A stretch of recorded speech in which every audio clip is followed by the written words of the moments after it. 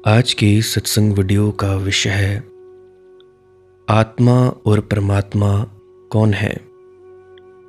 क्या आत्मा और परमात्मा एक ही हैं या अलग अलग हैं? तो चलिए इसी विषय के संदर्भ में आज की सत्संग वीडियो आरंभ करते हैं। गुरु प्यारे सत्कारयोग सत्संगत जी, आप सभी के भीतर बैठे परमात्मा को मेरा प्रणाम। आप सभी के चरणों में मेरा प्रणाम स्वीकार करें। विनती करना चाहता हूँ, जो भी चाहते हैं कि हमारी ध्यान में तरक्की हो, हमारा मन काबू में आ जाए, काम क्रोध लोभ मोह आदि वासनाओं से हम ऊपर उठ जाएं, वे व्यक्ति इस वीडियो को पूरा अंत तक सुनने की कृपालता ज़रूर करें जी। बाकी आपकी अपनी मौज है, आपकी अपनी दिली इच्छा है। जो सच में बदलाव चाहते हैं वे तो एक एक शब्द को पूरे ध्यानपूर्वक सुनिएगा। जो नहीं चाहते उनकी अपनी जैसी इच्छा है वैसा वे कर सकते हैं। तो अभी हम अपने मूल विषय की ओर बढ़ने जा रहे हैं, जो है आत्मा और परमात्मा क्या है। आगे बढ़ने से पहले मैं एक प्रश्न पूछना चाहता हूं आप लोगों से।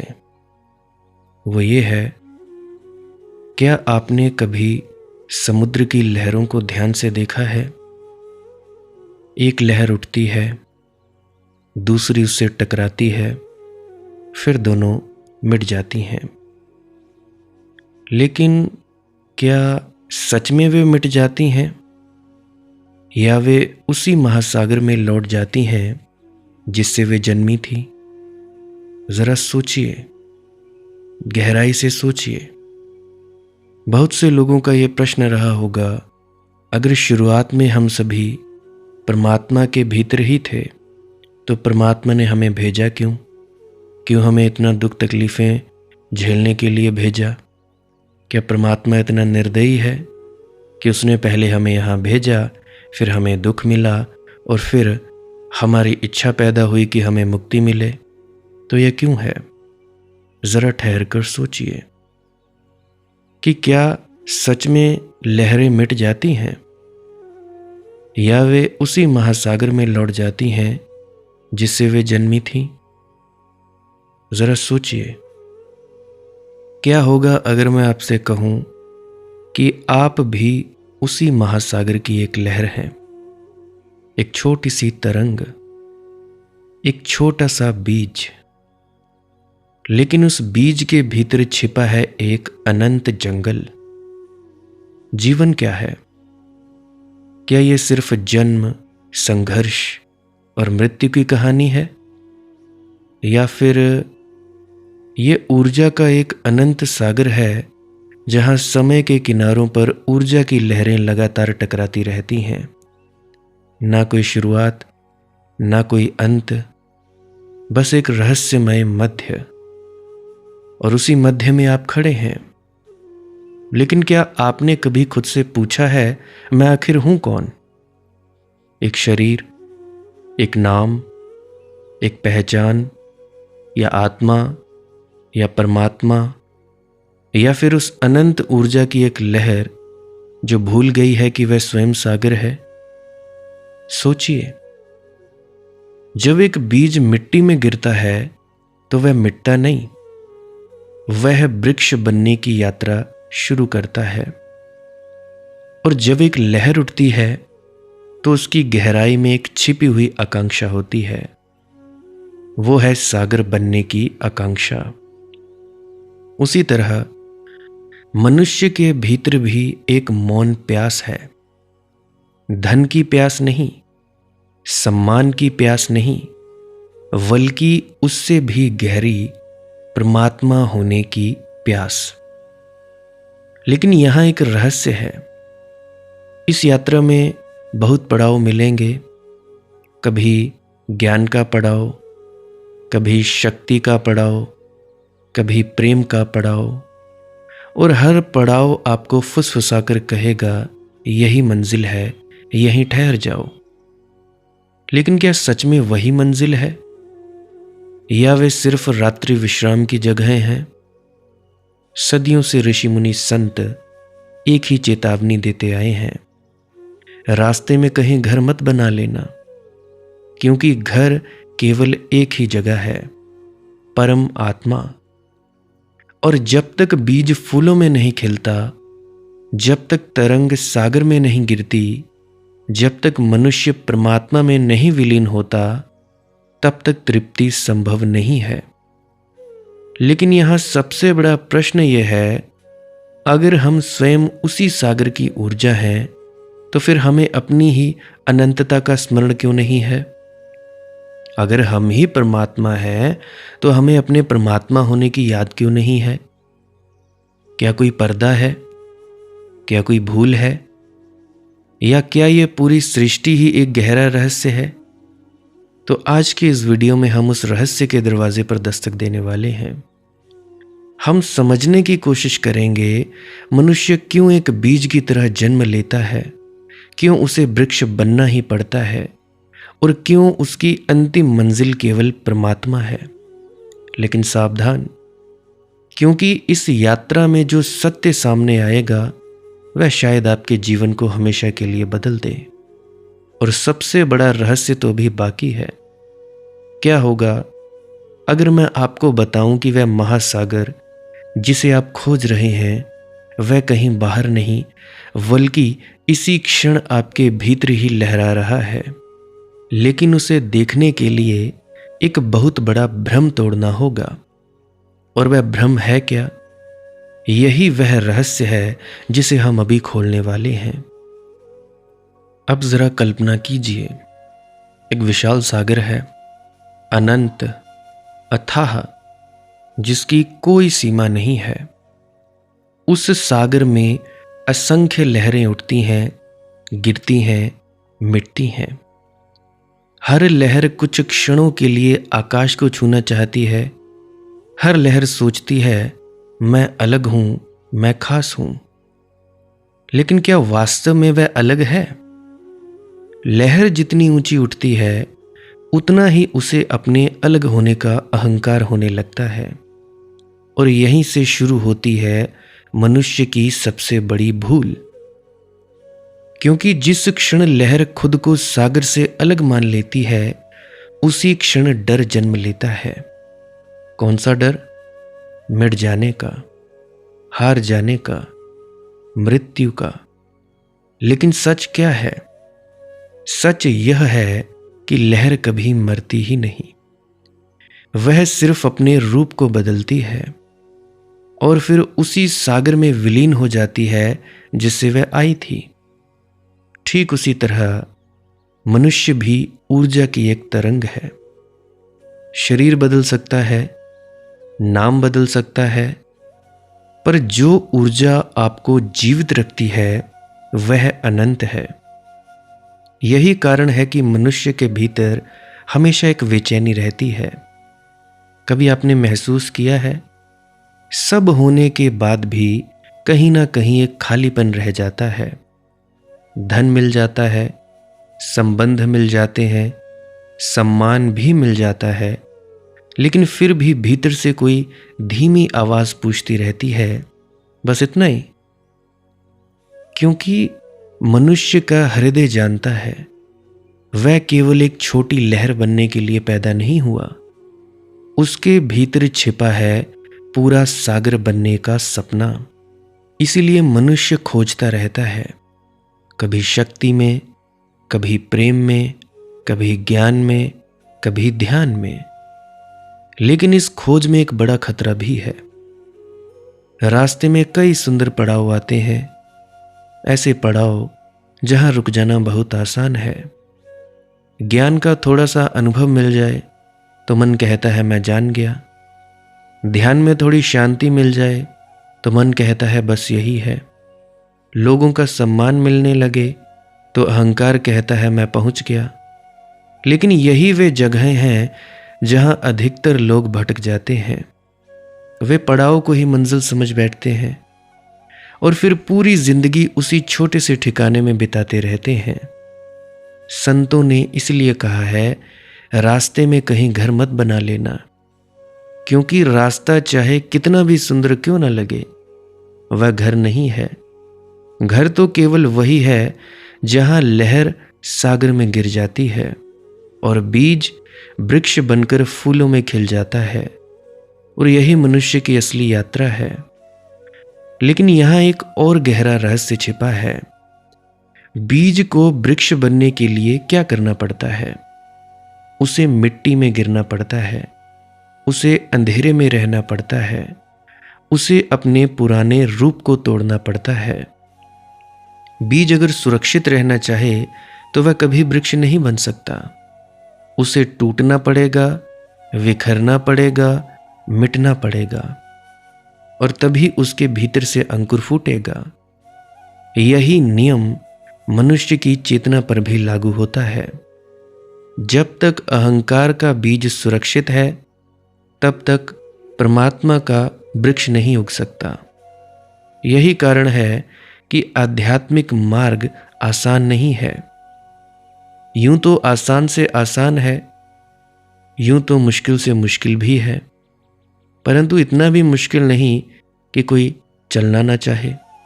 चलना ना चाहे तो मुश्किल, चलना चाहो तो आसान, अम्ल करना चाहो तो आसान, अम्ल में ना लाना चाहो तो मुश्किल। यह ज्ञान जोड़ने का मार्ग नहीं है, यह स्वयं को खोने का मार्ग है।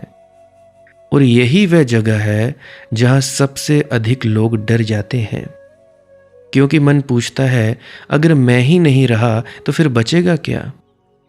लेकिन यही सबसे बड़ा रहस्य है। जब मैं मिटता है तभी सागर प्रकट होता है। जब लहर अपना अलग अस्तित्व छोड़ देती है, तभी उसे पता चलता है, मैं कभी अलग था ही नहीं। लेकिन क्या हर मनुष्य इस सत्य तक पहुंच सकता है, या यह केवल कुछ दुर्लभ आत्माओं के लिए ही संभव है? क्या हर बीज के भीतर सच में एक वृक्ष छिपा है, या कुछ बीज हमेशा बीज ही रह जाते हैं? और सबसे बड़ा प्रश्न, अगर मनुष्य वास्तव में परमात्मा बनने की संभावना है, तो फिर वह अपने ही भीतर छिपे इस खजाने को क्यों नहीं देख पाता? क्या इसके पीछे कोई गहरा रहस्य है, या कोई ऐसी भूल जो हम सब बार बार दोहराते रहते हैं? तो अभी मैं बताने वाला हूं कि परमात्मा क्या चीज है। आप लोग समझते होंगे परमात्मा पता नहीं क्या है, पाने जैसी चीज है। तो ये एक गलती जो मनुष्य को सागर होने से अलग होने का भ्रम देती है, वो मैं अभी आपको बताता हूं। हम सभी ने परमात्मा का अर्थ बहुत गलत अर्थों में ले लिया है। परमात्मा का क्या अर्थ है? परमात्मा का अर्थ है तुम जो हो सकते हो उसकी पूर्णता। देखिए, परमात्मा कोई व्यक्ति नहीं है, कहीं आकाश में बैठा कोई रूप नहीं है, कोई नाम नहीं है। अब ये जो तुम लोग बोलते हो कि हम परमात्मा की याद में बैठे हैं, हम परमात्मा का सुमिरन कर रहे हैं, तो क्या तुम लोगों ने परमात्मा को देखा है? क्या तुम्हें उसका नाम पता है? क्या उसका रूप पता है? नहीं भाई। अगर पता नहीं तो तुम सुमिरन किसका कर रहे हो? क्या यह 5 नाम का जाप परमात्मा तक पहुंचा देगा, या राधा राधा राम राम जाप पहुंचा देगा? नहीं पहुंचाएगा भाई। इसीलिए तो आगे का मार्ग भी अक्सर संत बताया करते हैं, धुन सुनकर मन समझाई। तो मैंने क्या कहा? परमात्मा कोई व्यक्ति नहीं है, कहीं आकाश में बैठा कोई रूप नहीं है, कोई नाम नहीं है। परमात्मा है तुम्हारी अत्यंतिक संभावना, आखिरी संभावना, जिसके आगे फिर कोई जाना नहीं है, जहां पहुंचकर तृप्ति हो जाती है, परितोष हो जाता है। प्रत्येक मनुष्य तब तक पीड़ित रहेगा, तब तक तुम चाहे कितना ही धन कमा लो, कितना ही वैभव जुटा लो, कहीं कोई पीड़ा का कीड़ा तुम्हें भीतर काटता ही रहेगा। कोई बेचैनी तुम्हें अंदर कसोटती ही रहेगी, कोई कांटा चुभता ही रहेगा। लाख करो भुलाने के उपाय, बहुत तरह की शराबें हैं विस्मरण के लिए, लेकिन भुला ना पाओगे। और अच्छा है कि भुला ना पाओगे, क्योंकि काश तुम भुलाने में सफल हो जाओ तो फिर बीज बीज ही रह जाएगा, फूल न बनेगा। और जब तक फूल न बने और जब तक मुक्त आकाश को गंध फूलों की न मिल जाए, तब तक अगर तुम भूल गए तो आत्मघात होगा। तब तक अगर तुमने अपने को भुलाने में सफलता पा ली तो उससे बड़ी और कोई विफलता नहीं हो सकती। अभागे हैं वे जिन्होंने समझ लिया कि सफल हो गए। धन्य भागी हैं वे जो जानते हैं कि कुछ भी करो असफलता हाथ लगती है, क्योंकि यही वे लोग हैं जो किसी न किसी दिन कभी ना कभी परमात्मा तक पहुंच जाएंगे। जहां सफलता मिली वहीं घर बन जाता है, जहां असफलता मिली वहीं से पैर आगे चलने को तत्पर हो जाते हैं। परमात्मा तक पहुंचे बिना कोई तृप्ति संभव नहीं है। कहा मैंने, जीवन ऊर्जा है और इस ऊर्जा के 3 रूप हैं। एक तो बीज रूप है, कुछ भी प्रकट नहीं।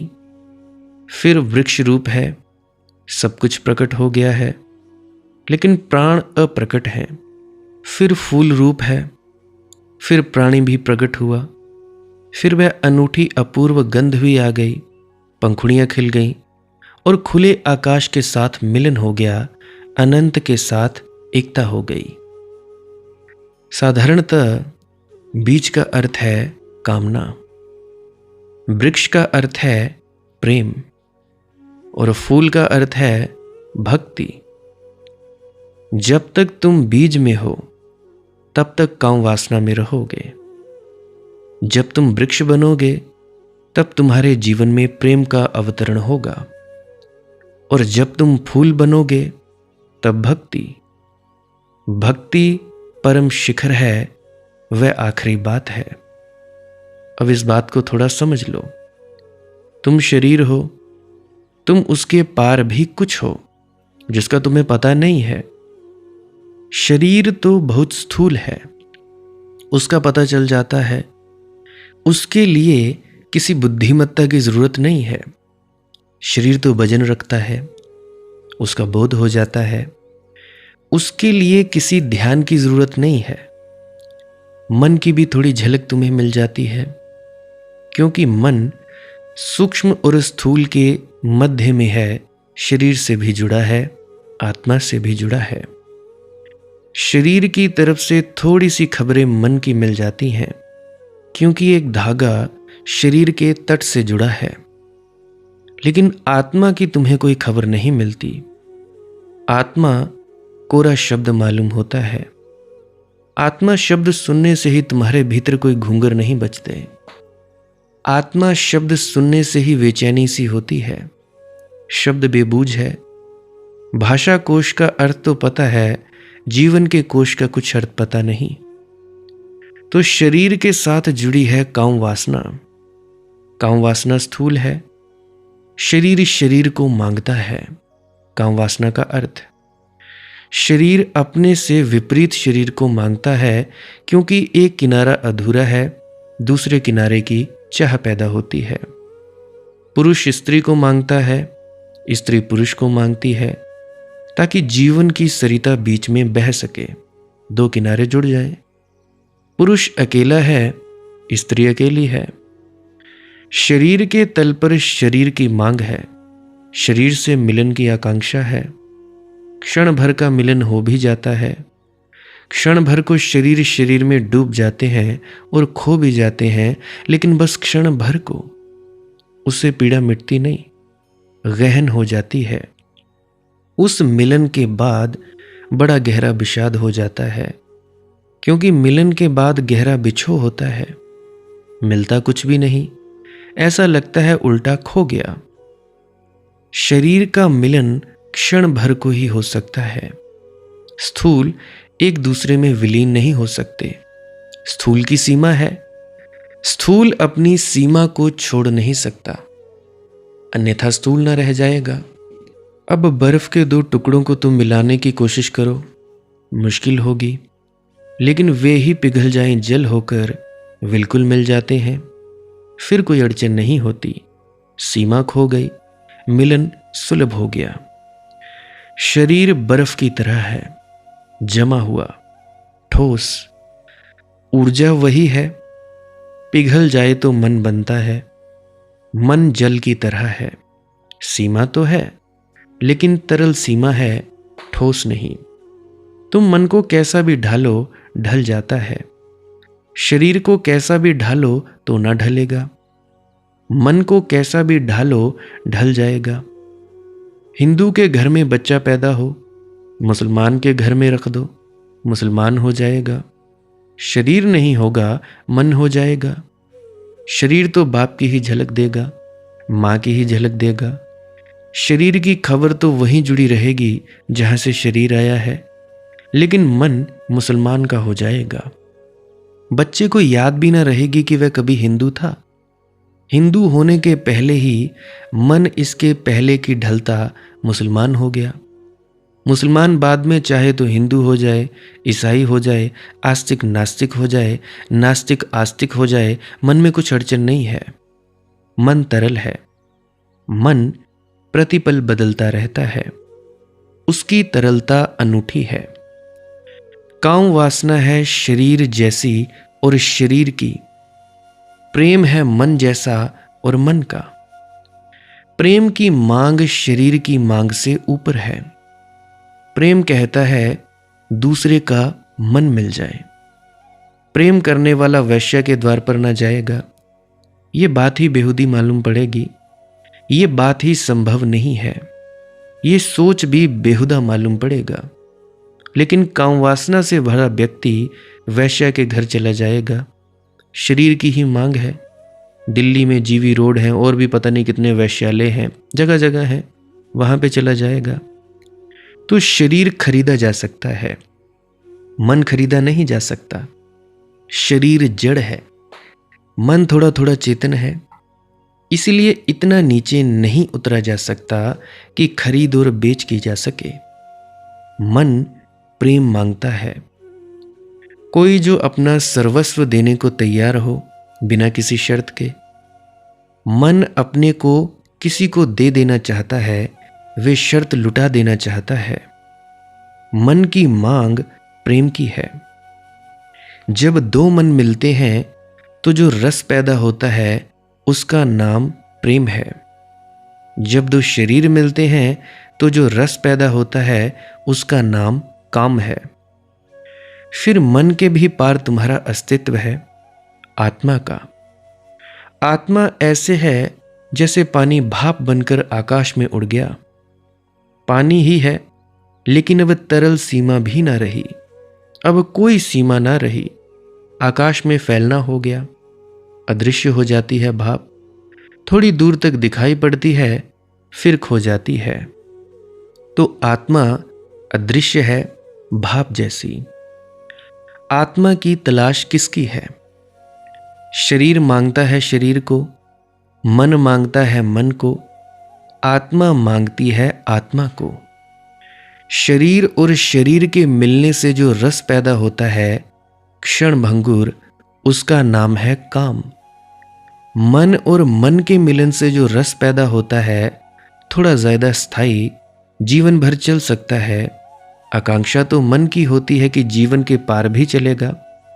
प्रेमी कहते हैं मौत हमारे प्रेम को ना तोड़ पाएगी। अगर प्रेम जाना है तो प्रेमी कहता है कुछ हमें छुड़ा ना पाएगा। शरीर मिट जाएगा तो भी हमारा प्रेम नष्ट ना होगा, ये कामना ही है।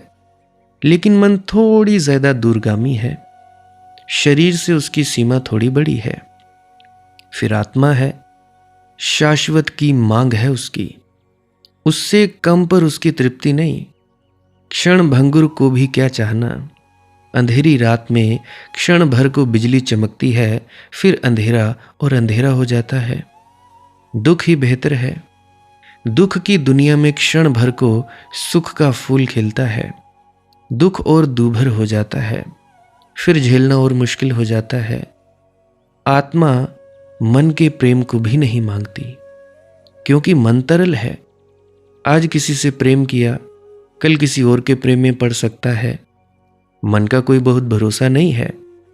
जब प्रेम में होता है तो ऐसा ही कहता है, अब तेरे सिवाय किसी को कभी प्रेम न कर सकूंगा। अब तेरे सिवाय मेरे लिए कोई और नहीं। मगर ये मन की ही बातें हैं। मन का भरोसा कितना। आज कहता है कल बदल जाए, अभी कहता है अभी बदल जाए। तो मन पानी की तरह तरल है। आत्मा की मांग है शाश्वत की, चिरंतन की, सनातन की। आत्मा की मांग है आत्मा की। आत्मा और आत्मा के मिलन पर जो रस पैदा होता है उसका नाम भक्ति है। शरीर की सीमा है ठोस, मन की सीमा है तरल, आत्मा की कोई सीमा नहीं। काम क्षण भंगुर है, प्रेम थोड़ा दूर तक जाता है, थोड़ा स्थायी हो सकता है। भक्ति शाश्वत है। काम में शरीर और शरीर का मिलन होता है, स्थूल का स्थूल से। मन में सूक्ष्म का सूक्ष्म से, आत्मा में निराकार का निराकार से। भक्ति निराकार का निराकार से मिलने का शास्त्र है। ऐसा समझो कि तुम अपने घर में बैठे हो, दरवाजा खिड़कियां बंद करके। रोशनी नहीं आती सूरज के अंदर, हवा के झोंके नहीं आते, फूलों की गंध नहीं आती, पक्षियों की कलकल की आवाज नहीं आती। तुम अपने में बंद बैठे हो। ऐसा शरीर है, द्वार दरवाजे सब बंद। फिर तुमने द्वार दरवाजे खोले, खिड़कियां खोली, हवा के नए झोंकों ने प्रवेश किया, सूरज की किरणें आईं, पक्षियों के गीत गूंजने लगे, आकाश की झलक मिली। ऐसा मन है, थोड़ा खुलता है, लेकिन बैठे तुम घर में ही हो। फिर भक्ति है कि तुम घर के बाहर निकल आए, खुले आकाश में खड़े हो गए। अब सूरज आता नहीं, बरसता है। अब हवा कहीं से आती नहीं, तुम्हारे चारों तरफ आंदोलित होती है। अब तुम पक्षियों के कलरव में एक हो गए। तो भक्ति सूत्र पूरा शास्त्र है भक्ति का। एक एक सूत्र को अति ध्यानपूर्वक समझने की कोशिश करना, और अति प्रेम पूर्वक भी, क्योंकि वह प्रेम का ही शास्त्र है। इसे तुम तर्क से न समझ पाओगे, स्वाद ही समझ पाएगा। भक्ति व्याख्यामः, भक्ति की व्याख्या। हो चुकी बात काम की बहुत, हो चुकी प्रेम की चर्चा बहुत, अब भक्ति की बात हो। जी लिए बहुत, देख लिए शरीर के भी खेल, देख लिए मन के भी जाल, गुजर चुके उन सब पड़ावों से, अब भक्ति की थोड़ी बात हो। अब अचानक शुरू होता है ये शास्त्र। सिर्फ भारत में ही ऐसे शास्त्र हैं जो ऐसे शुरू होते हैं भक्ति से। दुनिया की किसी भाषा में ऐसा शास्त्र नहीं, क्योंकि यह तो बड़ा अधूरा मालूम पड़ता है। कहीं अब से कोई शास्त्र शुरू होता है, ये तो ऐसा लगता है जैसे इसके पहले कोई बात चल रही थी, कोई कथा आगे चल रही थी जो छूट गई है, कोई बीच का अध्याय है, प्रारंभ का नहीं। पश्चिम के व्याख्याकार जब पहली दफा ब्रह्म सूत्र से परिचित हुए तो वह भी ऐसे ही शुरू होता है, अथातो ब्रह्म जिज्ञासा। अब ब्रह्म की जिज्ञासा। तो उन्होंने कहा कि इसके पहले कोई किताब थी जो खो गई है। निश्चित ही, क्योंकि यह तो मध्य से शुरुआत हो रही है।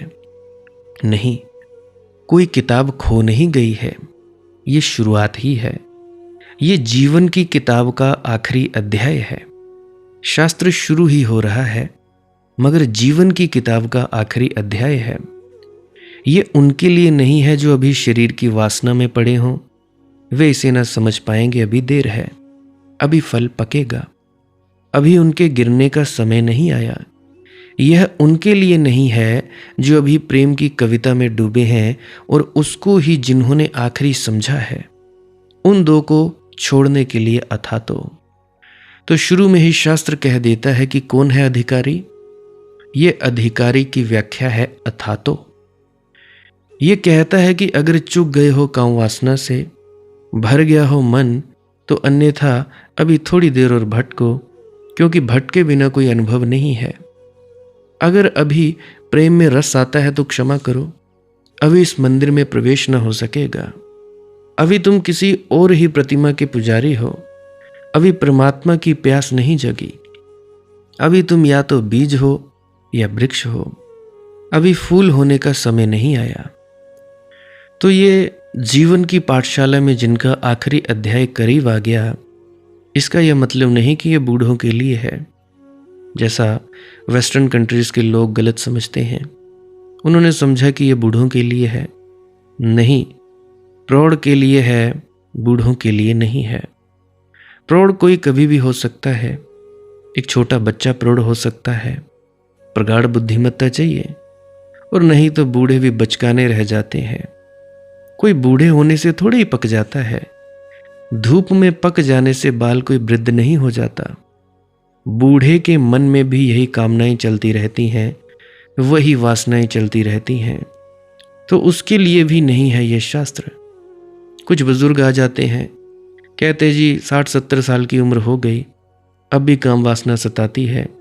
मेरी पत्नी है तो अब भी मैं भोग लेता हूँ। भाई, ये कोई उम्र है? तो बूढ़ा हो जाने से कोई बूढ़ा नहीं होता।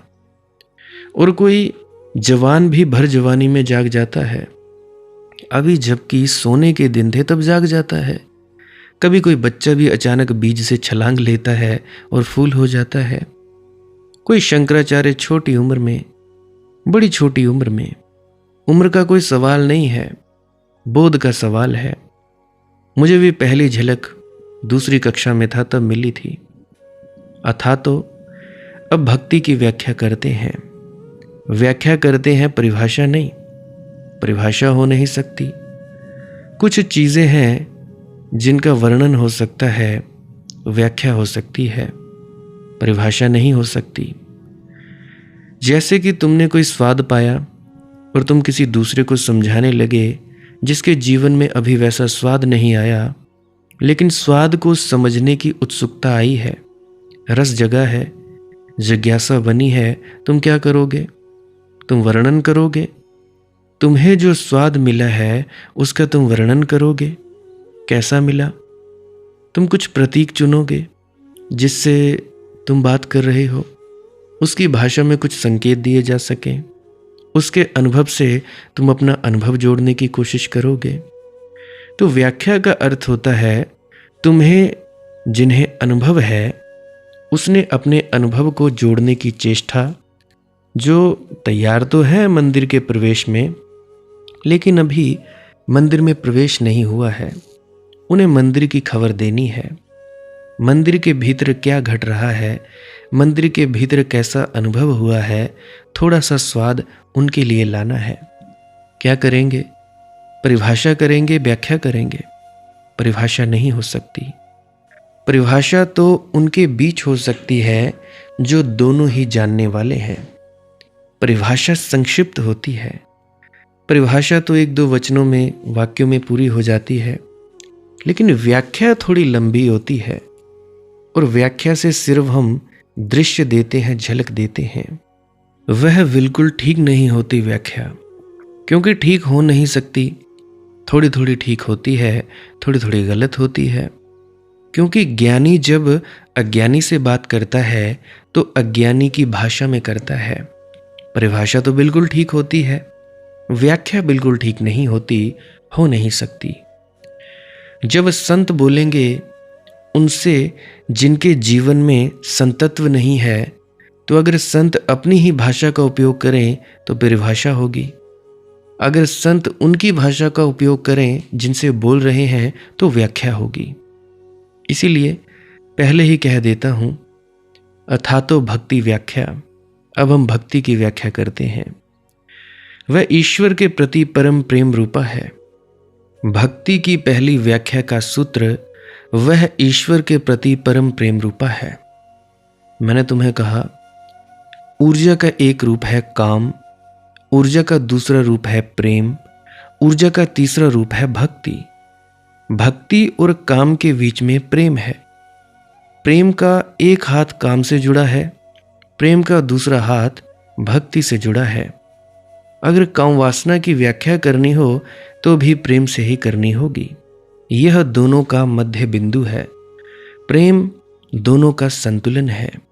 जिसने भक्ति को जाना वह उनसे बोले जिन्होंने भक्ति को नहीं जाना, तो वह किस भाषा में बोले।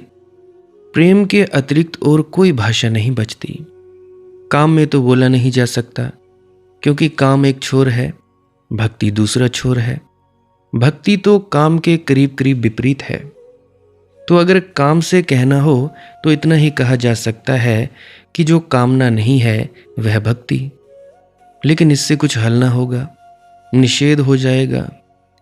हम पूछते हैं भक्ति क्या है। अगर काम से कहना हो तो हम इतना ही बता सकते हैं कि भक्ति क्या नहीं है। लेकिन पूछने वाला पूछ रहा है, हम ये नहीं पूछ रहे हैं कि भक्ति क्या नहीं है।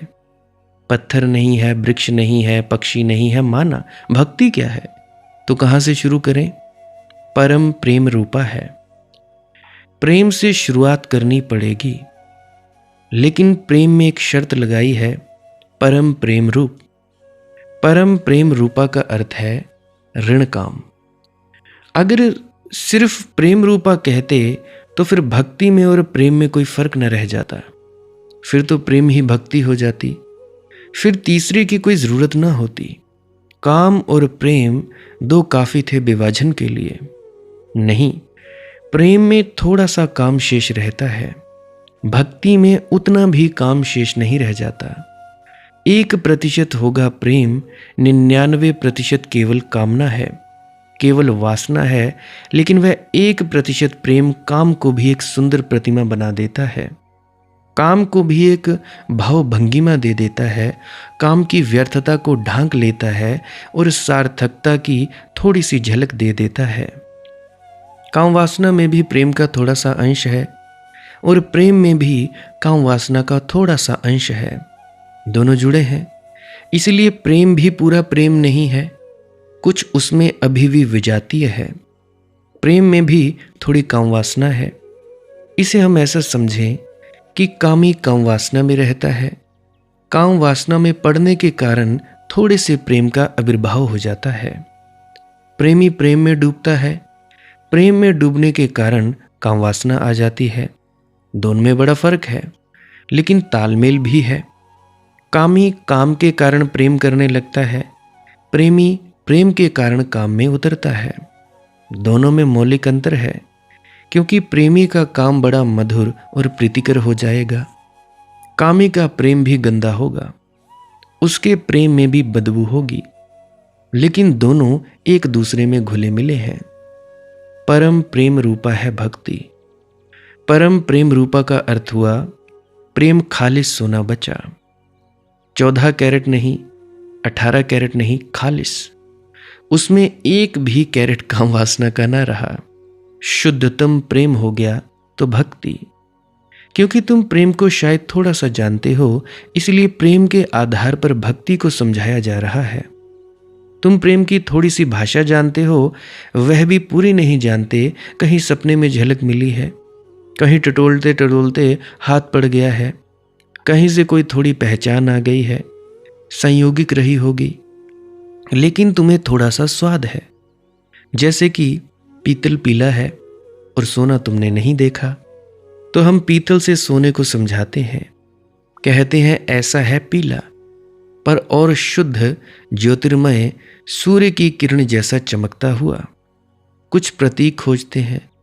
प्रतीक खोजना वर्णन है, व्याख्या है। वह भक्ति ईश्वर के प्रति परम प्रेम रूपा है।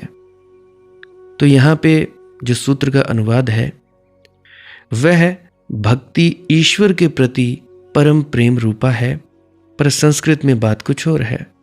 सा त्वस्मिन् परम प्रेम रूपा, ईश्वर शब्द का उपयोग नहीं किया है। सा त्वस्मिन् परम प्रेम रूपा, ईश्वर शब्द नहीं है, उसके प्रति त्वस्मिन्, बड़ा फर्क है। जिन्होंने भी हिंदी में अनुवाद किए हैं उन्होंने बात को संकीर्ण कर दिया। उसके प्रति, उसका नाम नहीं हो सकता, इशारा है। ये जो तुम लोग सोचते हो कि ईश्वर उसका नाम है, नहीं, इशारा है, बड़ी दूर है वह। उसे ईश्वर कहने से बात हल ना होगी, क्योंकि उसे ईश्वर कहने से ही हम उसकी परिभाषा कर देंगे। ईश्वर शब्द का अर्थ होता है ऐश्वर्यवान। सारा ऐश्वर्य जिसका है वह ईश्वर। ये हमारी परिभाषा है, क्योंकि हम ऐश्वर्य की भाषा में सोचने के आदी हो गए हैं। हमारे लिए ईश्वर ऐसा है जैसे सम्राट, सारे जगत का है पर है सम्राट ही। धन की भाषा में हम सोचने के आदी हो गए हैं, ऐश्वर्य की भाषा में सोचने के आदी हो गए हैं तो ईश्वर कहते हैं। लेकिन धन से और ईश्वर का क्या लेना देना? ऐश्वर्य से और ईश्वर का क्या संबंध? सम्राटों से उसकी कल्पना करनी ठीक नहीं। इसलिए संस्कृत शब्द ठीक है, त्वस्मिन्, उसके प्रति। नाम मत दो उसे। नाम तुम दोगे, तुम्हारा नाम होगा, तुम्हारा मन प्रविष्ट हो जाएगा। अब जैसे तुम लोगों ने राधा स्वामी नाम दे दिया, तुम इसी नाम के पीछे लड़ते हो। नहीं भाई, उसने ऐसे कैसे बोल दिया, कबीर पंथी ने राधा स्वामी के नाम पर कैसे बोल दिया? तुम नामों से चिपटे पड़े हो। जहां से तुम्हें मुक्ति होनी थी वहां से ही तुम चिपक गए। जिस देह से संत तुम्हें छुड़ाना चाहते हैं तो तुम उसी देह के चिपट गए। तुम उसी कांटे से चिपट गए जिस कांटे ने तुम्हारा कांटा निकाला। ऐसी है हमारी मनोदशा। नाम के प्रति हम लड़ते हैं। मैं कहता हूं नाम मत दो, सिर्फ इतना ही कहो, उसके इशारा कहो, उंगली बता दो, शब्द मत दो। वह अनाम है, नाम में मत घसीटो। वह अरूप है, रूप का आग्रह मत करो। वह निराकार है, तुम कोई आकार मत दो। ईश्वर देते ही आकार मिल जाता है। ईश्वर शब्द आते ही तुम्हारे मन में आकार उठने शुरू हो जाते हैं। थोड़ा सोचो, उसके प्रति कोई आकार उठता है? उसके प्रति तुम पूछोगे किसके प्रति? यह कौन है उस? किसकी बात कर रहे हैं? ईश्वर कहते ही हल हो गया। तुम निश्चिंत हुए, तुमने कहा समझ गए। जहां तुमने कहा समझ गए वहीं ना समझी है। तुम ना समझो, बड़ी कृपा होगी। तुम बहुत जल्दी समझ जाते हो, वहीं भूल हो जाती है। परमात्मा इतना आसान नहीं कि समझ में आ जाए। वस्तुतः उसे समझने के लिए सब समझ छोड़ देनी पड़ती है। उसे केवल वे ही समझ पाते हैं जो समझ का आग्रह भी छोड़ देते हैं। इसलिए अच्छा होगा हम भी कहें उसके प्रति। उसके कहते ही बड़ा विराट का द्वार खुलता है। फिर ये पशु पक्षी, पौधे, आकाश सब सम्मिलित हो जाते हैं। परमात्मा कहते ही, ईश्वर कहते ही बात बिगड़ जाती है, भेद खड़ा हो जाता है। सृष्टा और सृष्टि का भेद हो जाता है। फिर तुम सृष्टि की निंदा में लग जाते हो और सृष्टा की पूजा में। और कहीं सृष्टा और सृष्टि अलग नहीं है। सृष्टा शब्द ठीक नहीं है, सृजन की ऊर्जा है। वही सृष्टि है, वही सृष्टा है। उसके प्रति कहना बिल्कुल ठीक है। सा त्वस्मिन् परम प्रेम रूपः, उसके प्रति परम प्रेम रूप है। ना नाम का पता है, ना धाम का पता है। इसका क्या अर्थ हुआ? इसका अर्थ ये हुआ कि प्रेम तो नाम धाम के बिना नहीं हो सकता, भक्ति हो सकती है। प्रेम के लिए तो नाम धाम चाहिए। तुम अगर कहो कि मैं प्रेम में पड़ गया हूं और कोई पूछे किसके प्रति, तुम कहो इसका कुछ पता नहीं, तो तुम पागल हो। प्रेम तो साकार के प्रति है, इसका नाम पता है। प्रेम का तो कोई एड्रेस है, पत्र लिखा जा सकता है, पोस्ट ऑफिस के ज़रिए तुम कुछ पार्सल कर सकते हो, व्हाट्सएप कर सकते हो, ईमेल कर सकते हो, फेसबुक पे मैसेजेस कर सकते हो या सिंपल मैसेजेस कर सकते हो। परमात्मा का कोई एड्रेस नहीं, कोई ईमेल एड्रेस नहीं, कोई नाम पता कुछ लिख ही नहीं सकते, कोई व्हाट्सएप नंबर भी नहीं है परमात्मा का। और यहाँ कुछ मूर्ख हैं जो रावण मर गया है उसको कॉल लगा रहे हैं, और जनता भी मूर्ख है जो उसकी बात को सच मान रही है। खैर छोड़ो, तो मैं बात कर रहा था कि परमात्मा के लिए तो बड़ा बावलापन चाहिए, निराकार के प्रति प्रेम। इसका अर्थ यह हुआ कि ऑब्जेक्ट, विषय तो खो गया, सब्जेक्ट केवल तुम ही बचे। जिन्होंने परमात्मा के प्रति प्रेम जाना, उन्होंने वस्तुतः यही जाना कि वहां कोई भी नहीं है, बस प्रेम ही प्रेम है। असल में परमात्मा के प्रति प्रेम कहना ठीक नहीं है, वहां प्रति है ही नहीं। वहां सिर्फ प्रेम का निवेदन है, किसी के प्रति नहीं है। सिर्फ प्रेम का आविर्भाव है, शुद्ध प्रेम की ऊर्जा का उठान है, उत्थान है, ऊर्ध्वगमन है, किसी के प्रति नहीं है। पर कहना होगा तुम्हारी भाषा में। इसलिए सूत्र कहता है वह उसके प्रति परम प्रेम रूपा है। परम प्रेम तभी है जब प्रेमी की भी जरूरत न रह जाए। जब तक प्रेमी की जरूरत है तब तक तुम्हारा प्रेम परम प्रेम नहीं है, निर्भर है। निर्भर है तो शुद्ध नहीं हो सकता।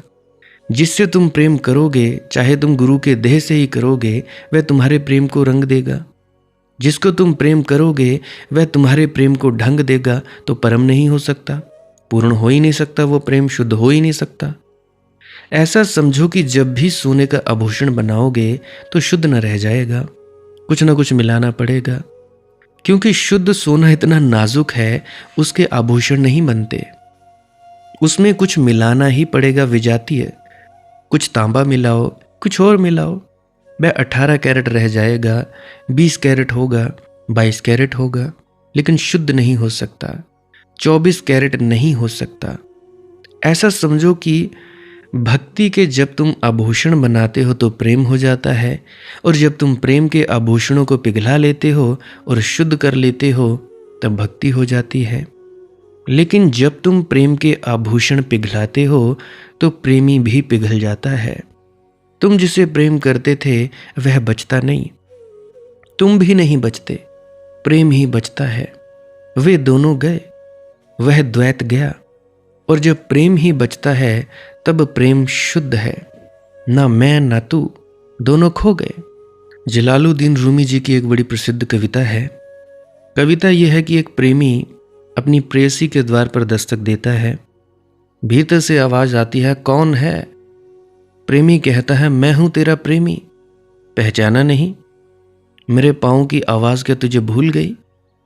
मेरी आवाज पहचान से उतर गई, लेकिन भीतर से आवाज आई, अभी तुम इस योग्य नहीं कि दरवाजा खुले, अभी तुम अधिकारी नहीं। प्रेमी बड़ा हैरान हुआ, क्योंकि प्रेमी तो सदा सोचता है कि अधिकारी है ही। हर व्यक्ति की यही भूल है कि हर व्यक्ति जन्म से ही समझता है कि वह प्रेम का अधिकारी है।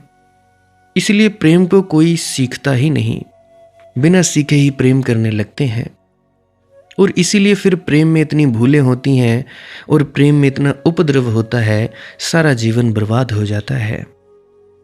प्रेम संभावना है, सत्य नहीं। प्रेम को प्रगटना है, वह प्रकट नहीं है।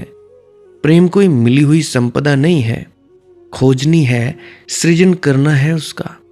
प्रेमी लौट गया, वर्षों भटकता रहा, प्रेम की खोज करता रहा, प्रेम का अर्थ समझने की चेष्टा करता रहा, ध्यान किया, प्रार्थना की, धीरे धीरे प्रेम का आविर्भाव हुआ। वह लौटा, फिर उसने दस्तक दी, भीतर से आवाज आई, कौन? तो जलालुद्दीन कहता है कि अब प्रेमी ने कहा, तू ही है, और द्वार खुल गए। जलालुद्दीन से अगर मेरी कभी मुलाकात हो जाए, कभी ना कभी हो सकती है, क्योंकि जो रहा है वह कहीं होगा, जो है वह मिटता नहीं। तो उससे मैं कहूं कि कविता पूरी कर दो, ये अधूरी है। अभी भी द्वार खुलने नहीं चाहिए, क्योंकि जहां तू है वहां मैं मिट नहीं सकता। हम कहते हैं तुइयों वे सजना मैं नाही, तुइयों वे सजना, तो भाई इस तू में भी मैं मिट नहीं सकता। प्रेमी ने पहले कहा मैं, अब उसने बदल लिया पहलू, लेकिन पहलू बदलने से कुछ फर्क नहीं पड़ता। अब वह कहता है तू, लेकिन तू का क्या अर्थ है अगर मैं मिट गया हो? किसको कहेगा तू? किस प्रसंग में कहेगा तू? तू का सारा अर्थ मैं में छिपा है। जब तक मैं है तभी तक तू में अर्थ है। जब मैं ही ना रहा तो तू कौन? तो जलालुद्दीन से मैं कहूं कि इसे थोड़ा और आगे बढ़ाओ, एक दफा और लौटा दो इस प्रेमी को, जल्दी मत करो। कविता खत्म करने की इतनी जल्दी भी क्या है? और 4 लाइन जोड़ी जा सकती है, जाने दे वापिस। प्रेयसी से कहलवा दे कि कुछ कुछ तैयार हुआ लेकिन पूरा नहीं। थोड़ी अधिकारी होने की क्षमता आई, लेकिन अभी प्रारंभ है। थोड़ा और भटक, थोड़ा और खोज, इतना पहुंचा है तो आगे भी पहुंच ही जाएगा। रास्ता ठीक है, जिस पर चल पड़ा है मंजिल अभी भी नहीं आई। आधी यात्रा हो गई, मैं खो गया, आधी और होनी चाहिए, तू भी खो जाए। फिर ला, कुछ वर्षों बाद फिर लाने की वैसे जरूरत भी नहीं है। फिर तो प्रेयसी वहीं चली आएगी जहां प्रेमी है। तो परम प्रेम तब है जब न प्रेमी रहा न प्रेयसी रही, जब द्वंद्व खो गया उसके प्रति परम प्रेम रूपा है। और तब अभी मैं खाने दीदार हर जर्रे में खुलता है। अगर इंसान अपने आप से बेगाना हो जाए और कण कण में उसकी शराब का दरवाज़ा खुल जाता है, अभी मैं खाने दीदार हर जर्रे में खुलता है। कण कण में उसकी शराब बिखर जाती है, कण कण में उसका जो मैं खाने का द्वार खुल जाता है। अगर इंसान अपने आप से बेगाना हो जाए, अगर आदमी अपने को भूल जाए, तो परमात्मा को पाने में अड़चन कहाँ। अपने से बेगाना हो जाए, मैं को भूल जाए, मैं को छोड़ दे, मैं को ना पकड़ रखे, तो उसकी मधुशाला कण कण में बिखर जाती है। फिर सभी जगह उसकी ही मस्ती है। ना तुम हो ना वह है, मस्ती ही मस्ती है। वही परम प्रेम रूप है, आत्म स्वरूपा है। वह भक्ति परम प्रेम रूपा है और अमृत स्वरूपा है। क्योंकि जिसने परम प्रेम जाना, फिर उसकी कोई मृत्यु नहीं, क्योंकि वह तो मर ही चुका, मरेगा कैसे। मरना तो तभी तक शेष है जब तक तुम मिटे नहीं, मरे नहीं। मौत तो तभी तक डराएगी जब तक तुम हो। जिसने अपने को खो दिया, उसकी कैसी मौत। उसने मौत पर विजय पा ली, वह अमृत स्वरूप को उपलब्ध हो गया। ध्यान रखना, अहंकार की ही मृत्यु होती है, तुम्हारी कभी नहीं होती। और कभी नहीं होती, क्यों नहीं होती, इसके बारे में हम कल की वीडियो में जानेंगे। आज के लिए बस इतना ही। किसी का कोई प्रश्न है, दुख तकलीफ है, तो कमेंट सेक्शन में लिख सकते हो। डिस्क्रिप्शन में नंबर दिया गया है व्हाट्सएप का, वहाँ पे पूछ सकते हो। विनती है, पूछ लिया करो कॉल करने से पहले। कभी कभी आनंद में होता हूँ, तो वो आनंद टूटता है तो थोड़ी परेशानी हो जाती है। बाकी शेयर करना चाहो किसी दुखी और तकलीफ मंद लोग को तो कर सकते हो, नहीं तो जैसे आपकी मौज। करना हो करिए, नहीं करना हो मत करिए। ध्यान में डूबते रहिए, भजन सिमरन में डूबते रहिए। ध्यान रहे, जब जाप करना है तो उसके बाद सीधा धुन पर बैठें, और जब सांस क्रिया की तब धुन पर बैठें। मिक्स मत करो भाई, एक चीज़ करो, या तो सुबह कर लो या तो शाम कर लो। सांस क्रिया से तुम्हारा शरीर शुद्ध हो जाएगा। अब कई मूर्ख हैं, पहले सांस क्रिया कर लेते हैं, उसके बाद फिर जाप करने में लग जाते हैं। अरे मूर्खो, बड़ी मुश्किल से तो सांस क्रिया से तुम्हारे विचार कम हुए, अब तुम जाप से और उसको दिमाग को चला रहे हो। हद हो गई भाई। भाई जाप सिर्फ 2 से 3 मिनट करो, ज़्यादा मत किया करो। जितना ज़्यादा जाप करोगे उतनी जल्दी पागल हो जाओगे। अभी कुछ दिनों पहले एक मित्र ने कहा कि मेरी आंख का रेटिना खराब हो गया, और वे वही हैं जिनको मैंने कहा था कि भाई मत करो ध्यान। और मैंने पूछा कि मैंने आपको मना नहीं किया था, तो वो कहते हैं हाँ मैंने कर लिया। आपने मना किया था, 2-3 महीने नहीं किया, उसके बाद मैं फिर करने लगा। तो भाई गलती किसी की। मार्गदर्शक जो बताता है उसकी बात माना करो। अगर बात ही नहीं माननी तो मार्गदर्शक को क्यों बनाया भाई? क्या अचार डालना है उसका कि हाँ भाई मेरे मार्गदर्शन वो कर रहा है? हद होती है किसी बात की। नुकसान होगा तुम्हारा, फायदा होगा तुम्हारा। और अगर जो बात कही है उसको नहीं मानोगे तो भाई जो भी होगा उसके जिम्मेवार तुम लोग हो, मैं उसका जिम्मेवार नहीं। सीधी और साफ स्पष्ट बात। जैसे जैसे स्टेप बाय स्टेप बताया है वैसे करोगे तो ठीक है, नहीं करोगे तो जहाँ मर्जी जाओ, जहाँ मर्जी तुम आंखें खराब करवाओ, चाहे पागल हो जाओ, चाहे दवाइयाँ खाओ, जो मर्जी करो। गलत ध्यान करने के नतीजे बहुत खतरनाक हो सकते हैं। कोई आंखों को पलटा रहा है, आंखों को ऊपर कर रहा है, अरे भाई क्या होगा उससे? आंखों को पलटाने से क्या ज़्यादा ध्यान लग जाएगा? आंखों पर जोर लगाने से क्या ज़्यादा ध्यान लग जाएगा? ऐसे नहीं लगता भाई। ध्यान है जागृता, होश। एकाग्रता का मतलब है किसी एक बिंदु पर टिक जाना। ध्यान का मतलब है बस तुम होश पूर्वक देख रहे हो, बस तुम दृष्टा हो, साक्षी हो, गवाह मात्र हो। इसका मतलब होता है ध्यान। ऐसे ही तुम रात को रोज नींद में वो ध्यान ही होता है, सोया सोया ध्यान। परंतु पता नहीं तुम लोगों के कानों पर जूं क्यों नहीं रेंगती। और जहां मुझे पता है इतने बड़े बड़े संत महात्मा नहीं समझा पाए, तो मुझ जैसा कहाँ ही तुम लोगों को बता पाएगा। करनी तो तुम लोगों ने अपनी मर्जी है, करो भाई, जैसी जी चाहे वैसा करो। बाकी भजन सिमरन क्या है, श्वास क्रिया क्या है, उसके बारे में जानना चाहते हो, अभी मैं क्लिप लगाए देने वाला हूँ, तो उसको भी सुनकर ज़रूर जाइएगा। भजन सिमरन क्या है? भजन और सिमरन दो अंग हैं। सिमरन है कुछ शब्दों का जाप करना जो आपको आपके सदगुरु द्वारा बताए जाते हैं। कोई भी जाप हो सकता है, कोई भी शब्द हो सकते हैं। करना क्या है? किसी कमरे में बैठ जाइए, या रात को बैठ सकते हैं, सुबह बैठ सकते हैं, या जब भी आपको फुर्सत के लम्हे मिले बैठ सकते हैं।